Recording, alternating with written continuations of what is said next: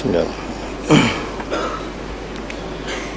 Alhamdulillahilladzi arsala rasulahu bil huda wa dinil haq syahidan wa mubasysyiran wa nadhira wa da'iyan ila Allah bi iznihi wa sirajan munira. Asyhadu an la ilaha illallah wahdahu la syarika lah, lahul mulku wa lahul hamdu wa huwa ala kulli syai'in qadir. Asyhadu anna sayyidana Muhammadan abduhu wa rasuluh. Allahumma salli wa sallim ala abdika wa rasulik Muhammadin wa ala alihi wa ashabihi wa man ihtada bihadihi ila yaumiddin. Amma ba'du, fa ya ayyuhal muslimun ittaqullaha haqqa tuqatih wa la tamutunna illa wa antum muslimun. Sidang jemaah yang dirahmati Allah, bertakwalah sungguh-sungguh kepada Allah dengan mentaatinya serta kembali kepadanya dengan bertaubat, di samping patuh dan tunduk menyerah diri kepadanya. Firman Allah Subhanahu wa taala di dalam surah Ali Imran ayat 164. A'udzubillahi minasyaitonir rajim. Laqad manna Allahu 'alal mu'minina idz ba'atsa fihim rasulan min anfusihim yatlu 'alaihim ayatihi wa yuzakkihim wa yu'allimuhumul kitaba wal hikmah wa in kanu min qablu lafi dhalalin mubin.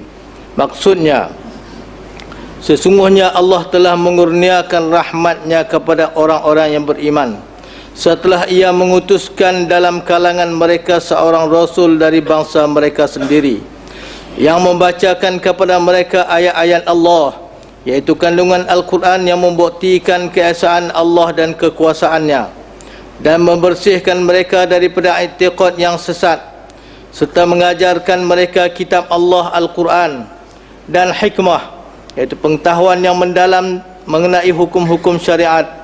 Dan sesungguhnya mereka sebelum kedatangan Nabi Muhammad SAW itu adalah dalam kesesatan yang nyata. Kini bulan Rabiul Awal kembali dalam tahun Hijrah 1435. Sungguh amat pantas masa berlalu. Benar sungguh apa yang diterangkan oleh junjungan kita pembawa rahmat dalam sebuah hadisnya yang bermaksud, tidak berlaku kiamat sehinggalah berdekatan masa setahun macam sebulan. Sebulan seperti satu Jumaah, dan satu Jumaah semacam sehari, dan sehari seperti macam satu masa yang pendek, dan satu masa yang pendek itu sama seperti nyalaan api yang kecil sahaja. Hadis riwayat Imam Tirmizi. Apabila diamati dan bahawa kehangatan sambutan Maulidin Nabi sallallahu alaihi wasallam tahun lalu masih membara, segala ceramah, forum, seminar dan yang mendebarkan masih belum diamalkan, malah ada belum sempat diamalkan kerana sibuk dengan urusan duniawi. Tiba-tiba datang pula bulan Maulid yang baru. Para penceramah, ahli-ahli panel, forum dan seminar telah bersedia dengan idea-idea baru yang akan dilontarkan dalam majlis-majlis tersebut. Walau bagaimanapun, umat Islam mestilah kuatkan semangat, kukuhkan jiwa serta beristiqamah, cuba bangun beramal dengan apa yang diajarkan oleh junjungan pembawa rahmat itu. Jika tidak, rahmat yang begitu agung dan dibawa baginda untuk kita akan terlepas dan menjadi sia-sia sahaja. Sidang jemaat yang dirahmati Allah, Nabi Muhammad sallallahu alaihi wasallam sebagai rasul yang penghabisan, Allah yang maha bijaksana telah menentukan bahawa segala rahmat dan nikmat yang biasa dianugerahkan kepada nabi-nabi dan rasul-rasul sebelumnya dikumpul lalu diserahkan kepada baginda dengan sempurna sesuai sebagai pemimpin umat manusia yang terakhir, bukan sahaja untuk umat Islam, malah seluruh alam maya ini yang terdiri daripada manusia, jin, malaikat, hayawan-hayawan, tumbuhan-tumbuhan dan segala jenis jamadat seperti batu, pasir dan kayu-kayan. Kalaulah manusia lain daripada umat Islam tahu dan faham, mereka akan menyerbu ke dalam agama Islam sama seperti menyerbu kepada hidangan, tidak timbul sikap-sikap durjana dan perbuatan-perbuatan yang tidak bertanggungjawab mereka terhadap junjungan kita Nabi Muhammad sallallahu alaihi wasallam seperti yang sedang dilakukan mereka sekarang ini. Ini adalah saripati yang diperah keluar daripada firman Allah di dalam suratul Anbiya 107 yang bermaksud, dan tidaklah kami mengutuskan engkau wahai Muhammad melainkan untuk menjadi rahmat bagi sekalian alam. Rahmat dan nikmat yang paling agung sekali yang dilimpahkan kepada manusia ialah nikmat Islam dan iman, yang mana kedua-duanya menjadi kunci keselamatan hidup di dunia dan di akhirat. Kita amatlah bertuah kerana dilahirkan di kalangan ibu bapa yang sedia berada di dalam agama Islam. Oleh itu hendaklah kita jagalah baik-baik agar tidak dicemari dengan sesuatu yang boleh merosakkan Islam kita. Sidang jemaat yang dirahmati Allah, melalui Al-Quran dan hadis Asy-Syarif sebagai buku undang-undang anugerah Allah, orang-orang Islam telah diasuh dan dididik agar mengikut dan beramal dengan dua pokok besar ini, yaitu rukun Islam dan rukun iman. Rukun Islam merupakan amalan lahir, manakala rukun-rukun iman pula adalah satu kerja hati sebagai alat untuk mendorong orang-orang Islam beramal segala rukun Islam dengan penuh ikhlas. Rahmat dan nikmat apa yang kita dapat daripada rukun-rukun Islam? Rasulullah sallallahu alaihi wasallam, pembawa rahmat dan nikmat tersebut telah mengajar kita dengan percuma bagaimana cara untuk selamat dunia dan di akhirat, yaitu dengan menghormati kebenaran setiap perkara yang benar, dengan jalan mengakui serta melafazkannya. Diperkenalkan kita dengan Allah Subhanahu wa taala yang Maha Esa dan mempunyai kekuasaan yang tidak terbatas.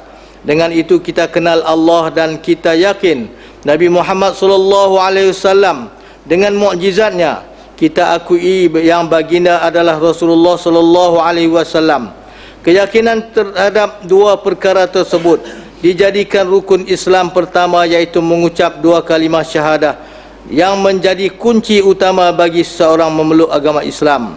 Demi untuk menjaga dan membenarkan pengakuan syahadah, Allah mewajibkan solat agar kita sentiasa, yaitu setiap hari mentajdidkan syahadah kita dan memastikan patuh dan taat kepada Allah Subhanahu wa taala. Harta benda adalah asas bagi orang yang senang di dunia, tetapi tidak semua orang berhasil memilikinya. Lantaran itu muncullah golongan kaya dan miskin. Sampai dua golongan ini tidak bertelagah dengan rahmat Allah melalui Nabi Muhammad sallallahu alaihi wasallam. Diwajibkan ke atas orang-orang kaya menyumbang sebahagian daripada harta kekayaannya yang tertentu kepada orang-orang miskin. Lalu difardukan zakat yang menjadi rukun Islam yang ketiga.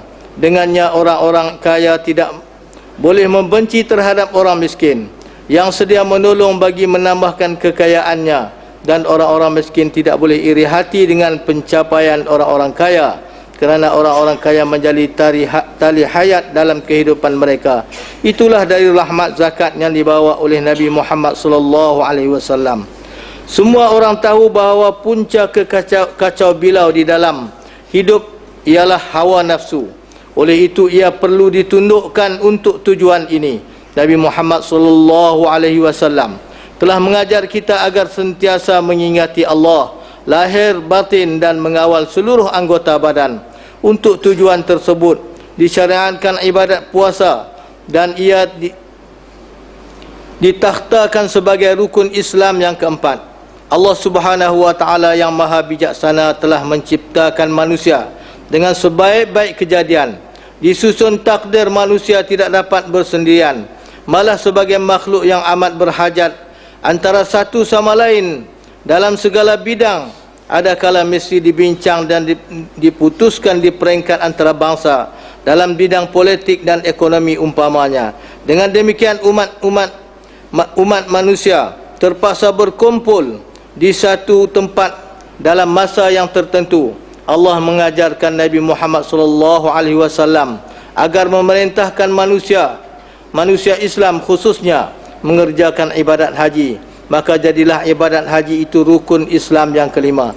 Sidang jemaat yang dirahmati Allah, sebagaimana sama-sama dimaklumi bahawa Islam dan rukun-rukunnya yang diterangkan baru sebentar tadi merupakan perkara-perkara pokok yang mesti dipatuhi.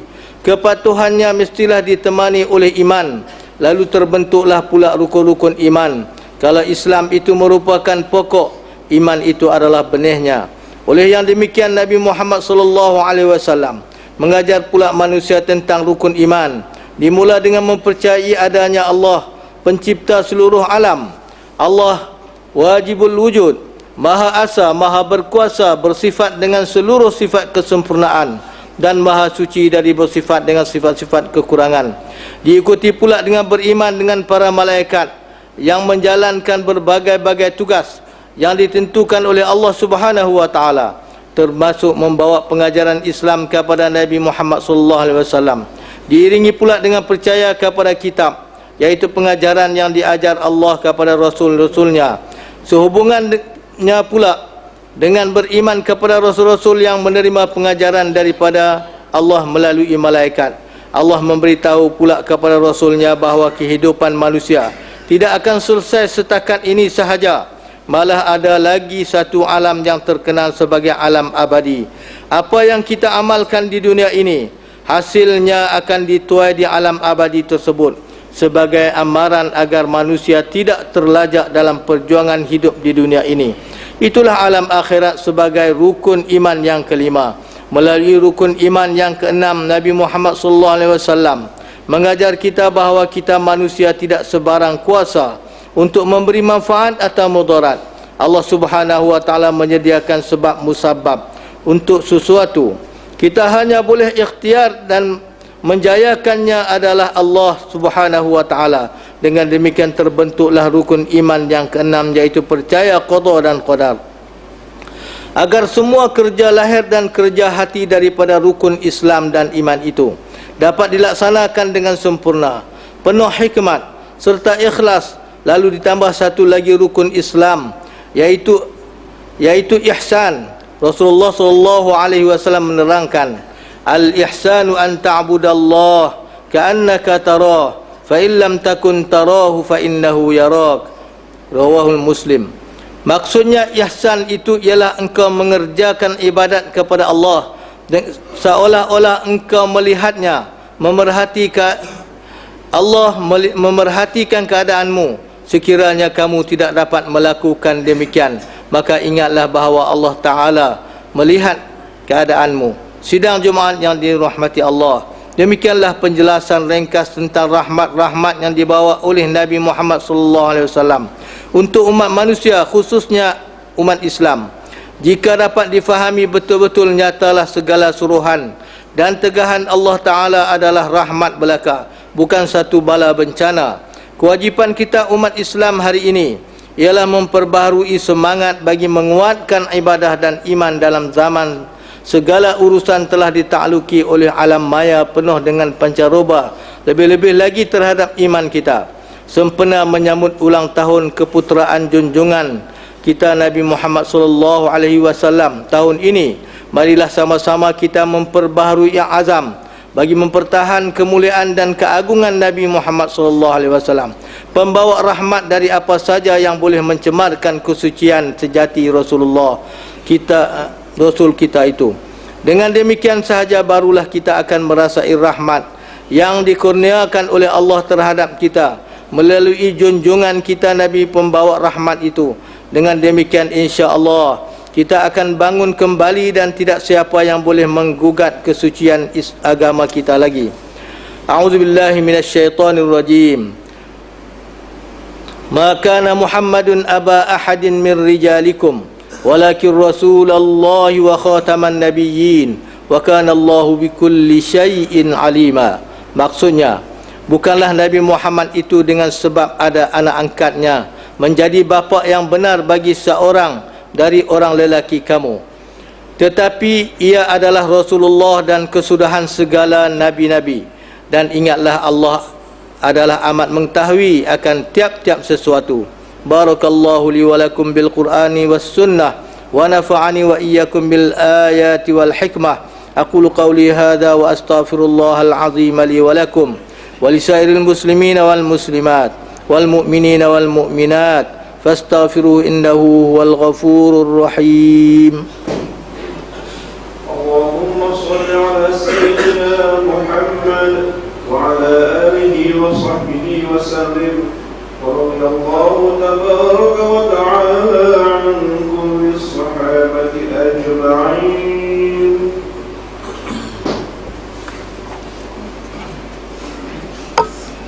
الحمد لله الذي أنزل على عبده الكتاب ولم يجعل له عوجا قيما لينذر بأسا شديدا من لدنه ويبشر المؤمنين الذين يعملون الصالحات أن لهم أجرا حسنا وأشهد أن لا إله إلا الله وحده لا شريك له وأشهد أن محمدا عبده ورسوله.